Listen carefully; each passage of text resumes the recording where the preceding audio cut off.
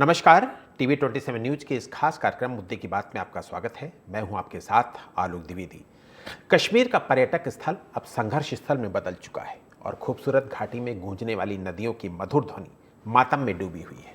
पहलगाम हमले के बाद दिल्ली में पीएम नरेंद्र मोदी की अध्यक्षता में सीसीएस की बैठक की गई और पाकिस्तान को सबक सिखाने के लिए 5 बड़े फैसले लिए गए। उसमें पहला सबसे बड़ा ये कि पाकिस्तान के सीमा पार आतंकवाद का समर्थन रोकने तक 1960 की सिंधु जल संधि स्थगित रहेगी। दूसरा सबसे बड़ा फैसला अटारी वाघा चेकपोस्ट को तुरंत प्रभाव से बंद कर दिया गया है। वैध दस्तावेज के साथ जो लोग पहले ही भारत आ चुके हैं उन्हें 1 मई से पहले वापस जाने को कहा गया है।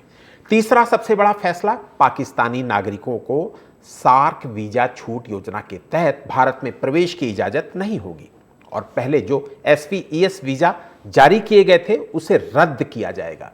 एसपीईएस वीजा पर पहले से भारत में मौजूद पाकिस्तानी नागरिकों को अगले 48 घंटे में भारत को छोड़ना होगा।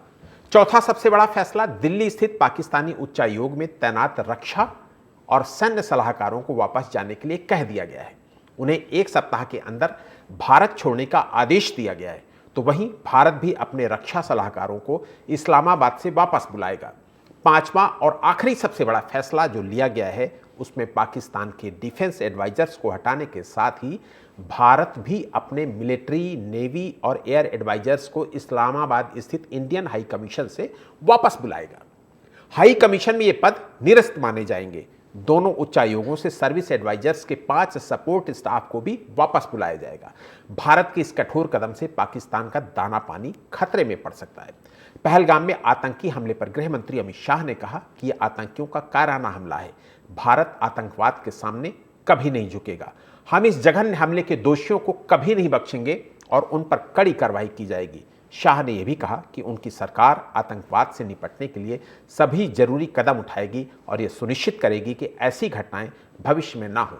तो वहीं रक्षा मंत्री राजनाथ सिंह ने कहा कि आतंकवादियों को ऐसा जवाब मिलेगा कि दुनिया देखेगी। उन्होंने कहा कि जिन्होंने इस घटना को अंजाम दिया, हम सिर्फ उन्हीं लोगों तक नहीं पहुंचेंगे बल्कि हम उन तक भी जाएंगे जिन्होंने पर्दे के पीछे बैठकर हिंदुस्तान की सरजमी पर ऐसी नापाक हरकतों की साजिश रची है। जानकारी सामने आई है कि खुफिया एजेंसियों ने हमले को लेकर पहले ही इनपुट दे दिया था।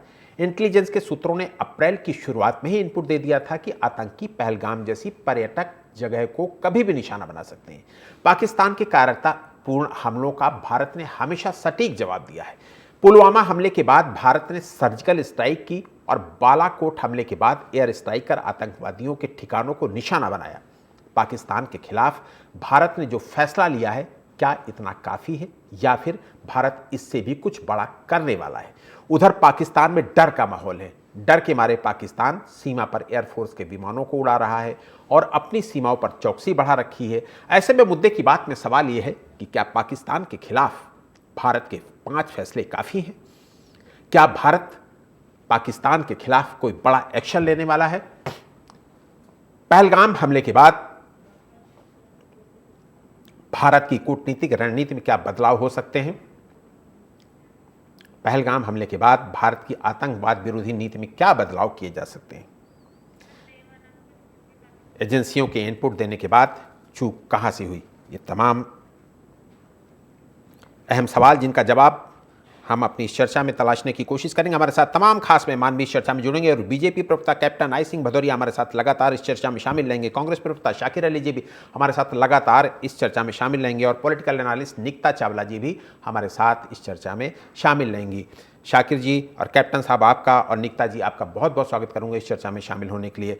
और सबसे पहले तो कैप्टन साहब आपसे ही, चूँकि आपके दोहरे फर्ज हैं, आप रिटायर्ड आर्मी अफसर के साथ साथ बीजेपी के प्रवक्ता के रूप में भी हमारे साथ हैं और इसलिए आपसे सबसे पहले पूछना जरूरी है कि क्या 5 एक्शन पर्याप्त होंगे? क्या इससे देश के लोगों को संतुष्टि मिल जाएगी?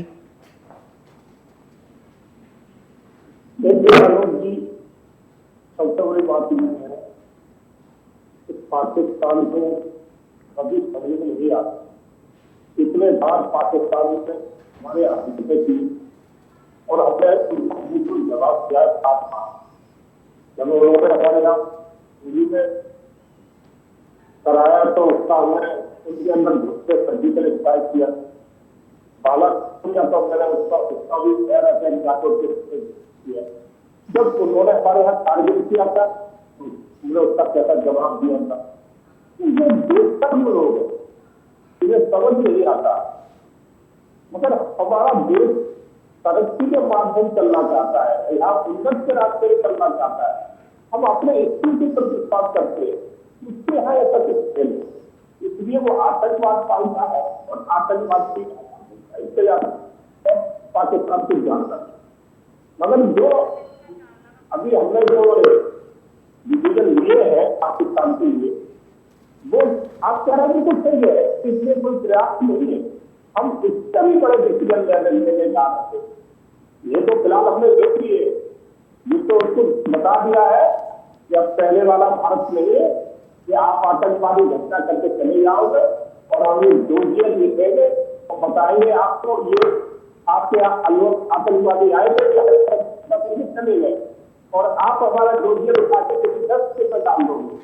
अगर हम डोजियर नहीं देते, अब हम डोज देते हैं और वो डोज ऐसा देते हैं कि जो आपकी 3 पीढ़ियां आएंगी ना आने वाली जनरेशन, वो भी याद करेगी। तो ये हमने पूरा सोच रखा है कि पाकिस्तान को रोड पर लाके खड़ा कर देंगे, इस लाइफ भी नहीं छोड़ेंगे कि वो जो भीतर कटोरा लेके घूमना था इस लाइफ भी वो करते, तो वो इसको अच्छी बात देने वाले जी। तो हमने जो बंदी फिलहाल जो लिए है वो तो एक मात्र है, उससे बड़े डिसीजन ले रहे हैं और इतना तगड़ा करारा जवाब देंगे कि वो उनकी आने वाली पीढ़ियां भी भारत की तरफ आंख उठाना देखना दूर सोचेगी भी नहीं। जी ठीक है, ठीक है। शाकिर भाई, कांग्रेस केंद्र सरकार के इस एक्शन से संतुष्ट है जो कल लिए गए हैं एक्शन, या आपकी नज़र में कुछ और भी एक्शन लिए जाने की जरूरत है?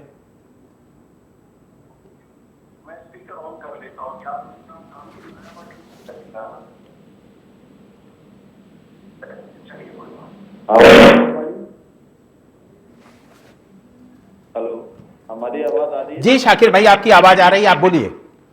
हाँ, हमारे सबसे पहले तो इस दुख की घड़ी में मैं 140 करोड़ जनता की तरफ से को अपना नमन करता हूं और इस दुख की घड़ी में मैं आग्रह करता हूं, जो भी भाजपा या भाजपा समर्थित लोग यहाँ बैठे हैं वो कृपया राजनीति ना करें। बहुत ही ज्यादा दुख की घड़ी है और बहुत बड़ी चूक है। भारत सरकार के हर कदम के साथ हम कदम से कदम मिला के साथ चलेंगे, उनके हर निर्णय में हम साथ रहेंगे। हम चाहते हैं कि खून का बदला इस तरह लिया जाए कि आने वाली पीढ़ी दर पीढ़ी को भी लगे कि भारत की तरफ निगाह उठाने का नतीजा क्या मिलता है। सिर्फ हवाबाजी से काम नहीं चलेगा, तत्काल प्रभाव से अगर थोड़ी बहुत भी शर्म बची है तो होम मिनिस्टर, प्राइम मिनिस्टर इन्हें माफी मांगना चाहिए। रिजाइन तो ये करेंगे नहीं क्योंकि इनकी जिंदगी राजनीति है, इनकी जिंदगी पोजीशन है और चेयर है, ये रिजाइन नहीं करेंगे मैं जानता हूं, लेकिन तत्काल प्रभाव से इन्हें माफी मांगना चाहिए। इतनी बड़ी चूक, पहलगाम एक ऐसा जगह है जम्मू एंड कश्मीर में जो कोई छोटा मोटा गांव नहीं है। इंटरनेशनल लेवल पे जितने भी पर्यटक आते हैं, जितने भी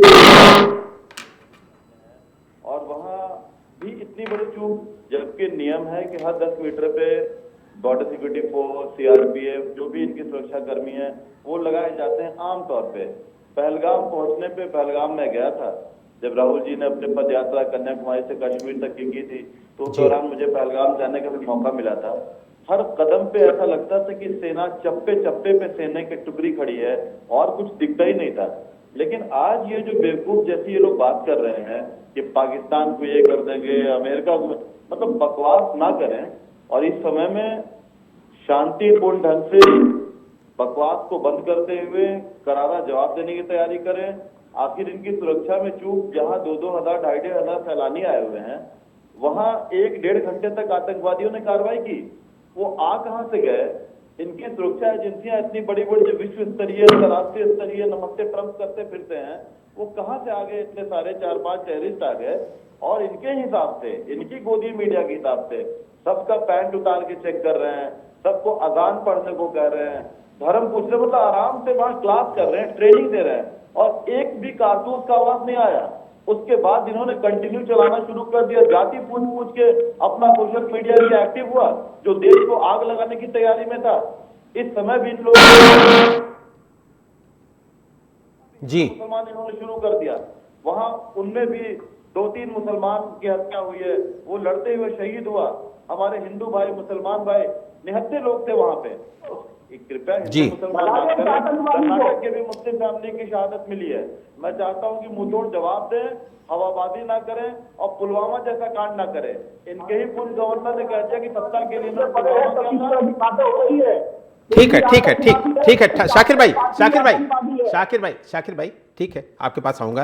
कैप्टन साहब, धारा 370 हटाने के बाद कश्मीर में हालात कभी सामान्य नहीं दिखे, कुछ ना कुछ चलता ही रहता है। केंद्र सरकार, देश की जनता ये सवाल पूछती कि केंद्र सरकार कब ऐसे कदम उठाएगी कि आतंक को जड़ से सफाया किया जा सके, जड़ से खत्म किया जा सके, और जो आतंक के आका बैठे हैं, आतंकवादियों के जो आका बैठे हैं, उनको भी एक कड़ा संदेश जाए। आलोक जी, आपने देखा होगा कि 2014 से पहले कश्मीर के क्या हालात, डेली बम ब्लास्ट होता था, डेली वहां फायरिंग होती थी और डेली सैकड़ों लोग मारे जाते थे। कश्मीर में ही नहीं, देश का कोई कोना कोना ऐसा नहीं था कि जहां बम ब्लास्ट नहीं हो। और बस स्टैंड पे कोई सामान रखा है तो ये लिखा होता था नहीं लगाना, बम फट जाएगा। ये स्थिति थी। 2014 के बाद हमने आज स्थिति इतनी अच्छी बना दी है कि कश्मीर में भी कोई बात नहीं रही है, कुछ घटनाएं होती है, मानता हूँ उस बात को, मगर ऐसे आतंकवादी बैठा रखे हैं। आपने जो चाइना में बुला के इनकी भाषा सुनी, क्या बोला इन्होंने? हमने पाकिस्तान के लिए कहा धर्म इससे हो गया, इस आतंकवादी की तरफ हो गया, जो कांग्रेस का प्रवक्ता बन गया है। सबसे बड़ी पार्टी कांग्रेस आतंकवाद के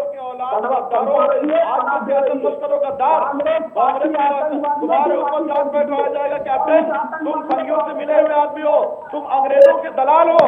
मैं समझ गया तुम्हें, मैं टाइम पास करने के लिए बैठते हो, दलाली करने के लिए बैठते हो। आज इस दुख के घड़ी में भी बकवास किए जा रहे हो। ठीक है, कर्नल साहब के पास चलेंगे। ठीक है, आप लोगों के पास आऊंगा।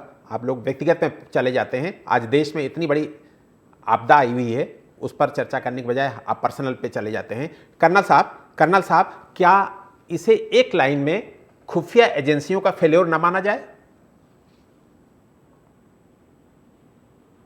कर्नल साहब, आपको मेरी आवाज आ रही है? हाँ, मेरी आवाज आपको आ रही है साहब? अभी कर्नल साहब, इतनी बड़ी घटना हो गई, क्या एक लाइन में अगर बात करें आपसे, चूंकि आप बहुत समझदार हैं, आप बहुत सारी चीज़ों को वहाँ समझते हैं, निश्चित रूप से वहाँ पर आपकी पोस्टिंग भी रही होगी, इतनी बड़ी घटना हो गई हमारे पास, क्या इसे खुफिया एजेंसियों का फेल्योर ना माना जाए? ओके, आपके सवाल का जवाब अगर एक लाइन में मांगे तो मैं नहीं दे पाऊंगा, माफी चाहूंगा आपसे। आप और किसी से जवाब ले सकते हैं। जिस तरह से मेरे दोनों साथी एक दूसरे से लड़ रहे हैं आज ऐसे मौके के ऊपर, और मुझे नहीं लगता कि दोनों में से किसी को उग्रवाद या आतंकवाद या जिहाद से लड़ने का किसी को तजुर्बा है। पर चलिए कोई बात नहीं, आपने मौका दिया। मैं एक बात बताना चाहूंगा, चूक कई प्रकार की एक नहीं हुई है, इसमें कोई दो राय नहीं हो सकती। अगर चूक नहीं होती तो हत्याएं नहीं होती। पर सवाल हमारी एजेंसीज पे उठाने का नहीं है। आज द बेस्ट वी हैव, सेना हमारी है, वो हमारी बेस्ट है, हमारी पुलिस है, वो हमारी बेस्ट है, सेलेक्ट करके आई हुई है। आज उसके छीटा खसी करने का समय नहीं है साहब। सबसे बड़ी बात यह कि देश के दुश्मन ने आज हमारे निहत्थे नागरिकों की हत्या कर दी, और वो हत्या भी उस मानसिकता से की गई है जो नैरेटिव देश को चिंता में डालता है, मेरे जैसे सैनिकों को जो वहां पर रहे हैं लंबे समय तक। और मैंने वो यूपी देखा है जब पाकिस्तान के बॉर्डर पर हम लोग तब 80s में, मैं 84 की बात कह रहा हूं, तब वहां कोई लड़ाई झगड़ा नहीं था। पर चलिए, ये जो हादसा हुआ इसको मैं 3 नजरिए से देखता हूं। और पहली बात है कि क्या ये बार बार क्यों हो रहा है? आप लोग सवाल कर रहे हैं, मैं सुन रहा हूं।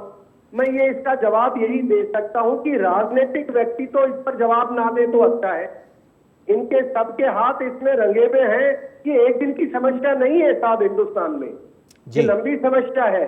तो इससे कोई भी एक दूसरे पे लांछन बाहर करे, आज ना करे।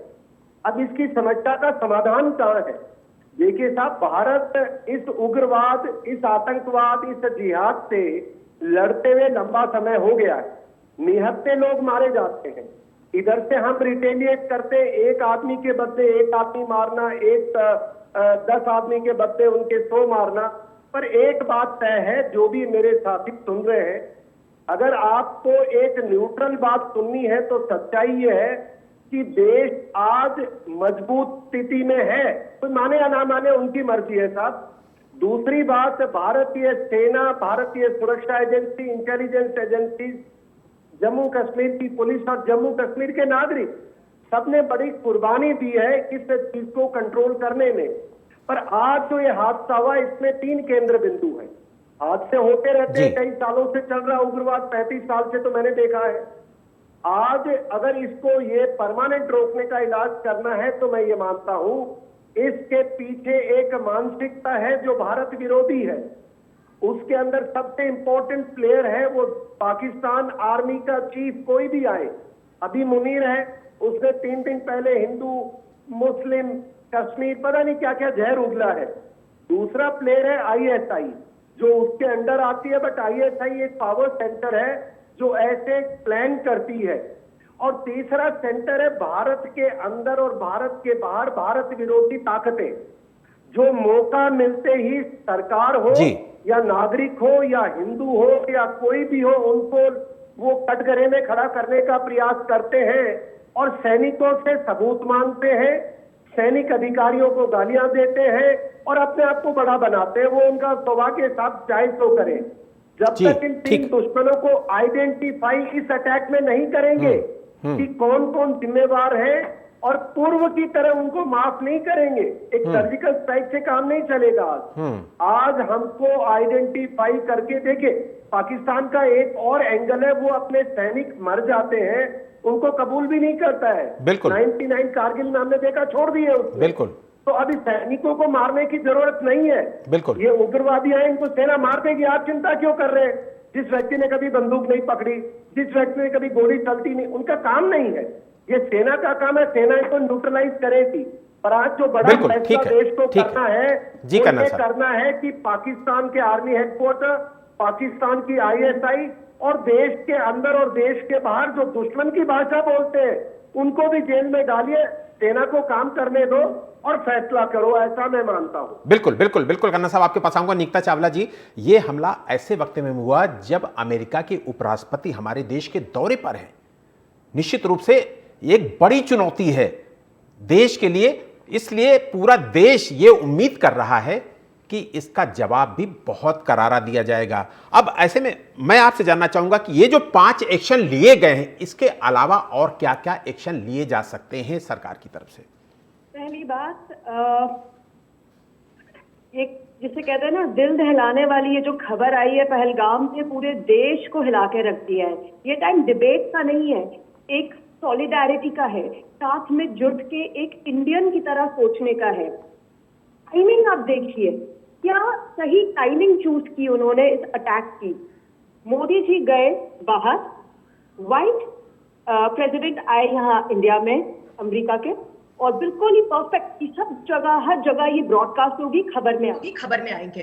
अटैक करते वक्त उन्होंने ये नहीं पूछा कि तुम तमिल बोलते हो या हिंदी बोलते हो, SC ST OBC हो, क्या पहनते हो, सीधा पूछा तुम हिंदू हो या नहीं हो। हम एक चीज हमें समझना चाहिए, ये सिर्फ आतंकवादियों का ही मुद्दा नहीं है, it's not a terrorist attack, ये पाकिस्तानी आर्मी का मुद्दा है। आपने अगर आसिफ मुनीर की स्पीच सुनी है, उनको जहर उगलते हुए देखा है, सुना है, तो आप समझेंगे कि ये अटैक हो कहां से रहा है। हम एक बड़े भाई की तरह हर बार उनको माफ करते रहते हैं। 26/11, 26/11 माफ कर दिया, 93 माफ कर दिया, पार्लियामेंट पे अटैक हुआ, जाने दिया। बट एक पॉइंट आ जाता है जब हमें एक शेर की दहाड़ लगानी होगी, हमें रुकना नहीं है, हमें डरना नहीं है। ज्यादा झुको तो दुनिया पायदान बना देती है आपको, यही हो रहा है। हमें पहले ये समझना है कि पाकिस्तान हमारा दोस्त नहीं है, हमारा दुश्मन है।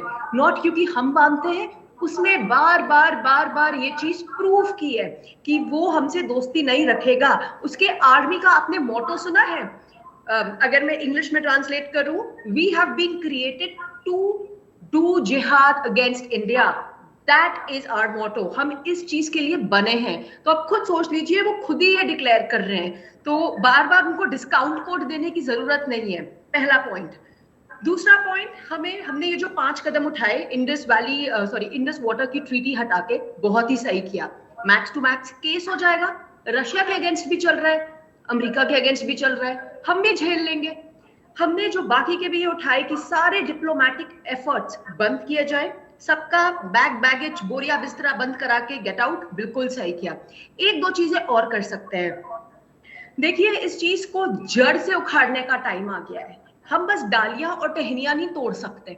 हमको सारे ये जो कल्चरल एफर्ट्स हैं, सुष्मिता सेन ने अभी हाल ही में जो एक बयान इशू किया कि हम तो एक्टर्स हैं, हमें क्या फर्क पड़ता है, हमें तो पाकिस्तानी एक्टर्स को यहाँ लाना चाहिए। जी नहीं, मेरे देश में बहुत टैलेंट है, कूट के टैलेंट है, कोई जरूरत नहीं है। सारे कल्चरल एफर्ट्स, क्रिकेट मैचेस सब बंद किए जाए। ये एक काम है जो अभी रहता है, ये अभी करना है।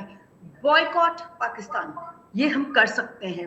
This is the second step that we can take. अंतरराष्ट्रीय स्तर पर जितने भी भारत की विरोधी ताकतें हैं, जितने भी आवाजें उठती हैं, हमें वहां तक एक मैसेज पहुंचाने का टाइम आ गया है कि हम चुप नहीं रहेंगे, जाने गई हैं, कोई मजाक नहीं हो रहा है। और अभी इतनी मुश्किल से, इतनी मेहनत से, इतनी मिन्नतों से, मोदी जी की मेहनत के बाद वादी में अमन आया था। वादी में लाइफ पटरी पे आई थी, लाइफ चल रही थी, बिल्कुल। और सडनली फिर से अटैक्स हो गए। हमें रुकना नहीं है, हमें एकजुट होके एक फैसला लेना है। ये बांग्लादेश भी हमको सुना के अगर चला जाता है, इतनी मतलब कोई वो नहीं है, उसका कोई शख्सियत नहीं है, शख्सियत।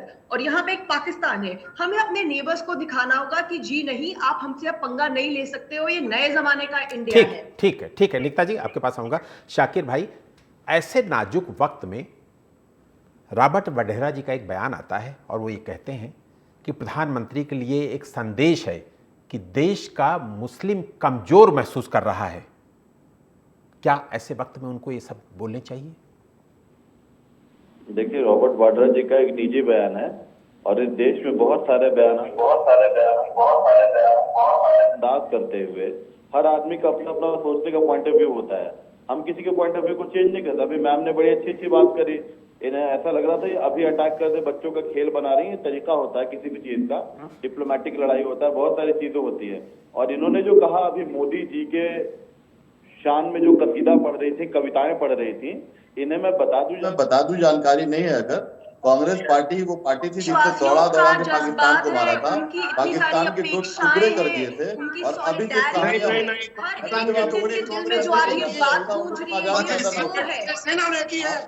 मैं कुछ नहीं कह रहा था, आपके सारे कविता को वन बाय वन। शाकिर भाई की बात खत्म होने दीजिए। कर्नल रोक के दो मैं। ठीक है शाकिर भाई संक्षिप्त में। शाकिर भाई आप अपनी बात खत्म करिए। शाकिर भाई, कर्नल साहब की तरह बोल रहे थे। कर्नल साहब, बार कह रहा हूँ कि कांग्रेस पार्टी हर आपकी ट्रेनिंग क्यों नहीं हो रही है? अरे भाई, कर्नल साहब क्यों परेशान हो रहे हैं? ठीक है शाकिर भाई, आप अपनी बात खत्म करिए। शाकिर भाई आप कंटिन्यू रहिए, आप अपनी बात खत्म करिए। शाकिर जी आप अपनी बात खत्म करिए ना। बैठा के रख दिया आपने। देश हित में कोई नहीं सोच रहा है। सारे जनसंघी लोग, सारे बापू के हत्यारे यहाँ बैठ गए एक साथ। शाकिर भाई देश में एक मर्यादित शब्दों का इस्तेमाल करिए और अपनी बात करिए। गाल बजाना था। शाकिर भाई आप अपनी बात करिए ना। पड़ती है। इंदिरा जी को याद करें, जिन्होंने पाकिस्तान के 2 टुकड़े कर दिए थे। ऐसे नहीं कि जनसंघी लोग, ये सब तो पाकिस्तान से मिले। अरे शाकिर भाई आप अपनी बात करिए ना। कौन जनसंघी है, कौन आरएसएस का है, इस पे जाने की क्या जरूरत है? कांग्रेस का क्या स्टैंड है, उस पर बोलिए ना। आज हिंदू मुसलमान नहीं चाहती है। इन बेशर्मों को बताइए कि वहाँ लाशें जो गिरी है वो हिंदुस्तान की लाश गिरी है, हिंदू और मुसलमान की लाश नहीं है। इन बेशर्मों को कहिए कि शाकिर भाई आप अपना स्टैंड बताइए ना। आप दूसरों पर क्यों आरएसएस के और जनसंघ पे जा रहे हैं? आप अपना स्टैंड बताइए। खुद का स्टैंड है, आज ये अपने आप से ला रहे हैं पाकिस्तान को।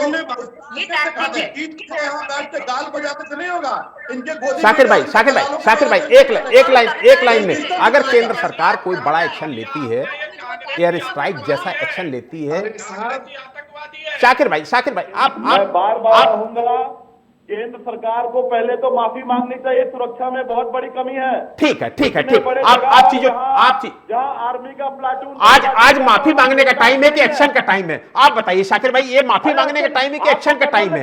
आज एक्शन लेना चाहिए कि माफी मांगना चाहिए? माफी मांगनी चाहिए पहले, एक्शन तो लेगी हमारी सेना। ठीक कैप्टन साहब आप जवाब दे दीजिए। कैप्टन साहब आप दे दीजिए जवाब। क्यों नहीं था? शाकिर भाई को लगता है कि पहले माफी मांगे बाद में एक्शन ले। आप जवाब दे दीजिए, मुझे लगता है आप अच्छे से जवाब दे पाएंगे। आतंकवादी भाषा या चैलेंज आगे बोलेगा और क्या बोलेगा? इसको यही पढ़ाया गया है, इससे ज्यादा उसे कुछ आता नहीं है। ये कांग्रेस ही आतंकवादी है। अरे आके अपनी उसने आपको बढ़ा के आते लग रहा है। पाकिस्तान में अगर सरकार ने कोई एक्शन लिया है तो उसको बुरा लग रहा है। इसकी जड़ रही है पीछे से, तो एक्शन क्यों हो गया? क्योंकि इन्होंने कभी एक्शन नहीं किया है, उनके कार्यकालों में कभी एक्शन नहीं होता था। चाहे बम फटे, चाहे ब्लास्ट हो, चाहे सैनिक मारे जाए, उनके टाइम कभी एक्शन होता ही नहीं था। अब एक्शन हो रहा है तो उनकी उनका पिछवाड़ा चल रहा है, उनका पिछवाड़ा चल रहा है इनका। कम से कम देश हित में बात करो, देश के खिलाफ। ठीक है, चलिए वक्त हमें इतने की इजाजत देता है, शाकिर भाई आपका शुक्रिया करूंगा। कैप्टन आई सिंह भदौरिया जी आपका भी बहुत बहुत शुक्रिया करूंगा। और कर्नल साहब आपने हमें बहुत कीमती वक्त दिया, आपका भी बहुत बहुत शुक्रिया करूंगा। और निकिता आपका भी बहुत बहुत शुक्रिया करूंगा। पहलगाम आतंकी हमले के बाद भारत को अंतर्राष्ट्रीय स्तर पर व्यापक समर्थन मिला है। अमेरिका के राष्ट्रपति डोनाल्ड ट्रंप ने इस घटना की कड़ी निंदा की और कहा कि अमेरिका आतंकवाद के खिलाफ भारत के साथ मजबूती से खड़ा है। तो वहीं रूस के राष्ट्रपति व्लादिमीर पुतिन ने भी इस हमले की निंदा करते हुए भारत को समर्थन दिया और पीड़ितों के प्रति संवेदना व्यक्त की। ब्रिटेन के प्रधानमंत्री कीर स्टारमर, इटली के प्रधानमंत्री जियोर्जिया मेलोनी और इजराइल के प्रधानमंत्री बेंजामिन नेतन्याहू ने भी इस घटना पर प्रतिक्रिया दी और भारत के साथ एकजुटता दिखाई है। इसके अलावा चीन और यूक्रेन ने भी हमले की निंदा की है। मुद्दे की बात में इतना ही। मुझे दीजिए इजाजत। देश और दुनिया की तमाम बड़ी खबरों के लिए आप देखते रहिए TV 27 न्यूज़। नमस्कार।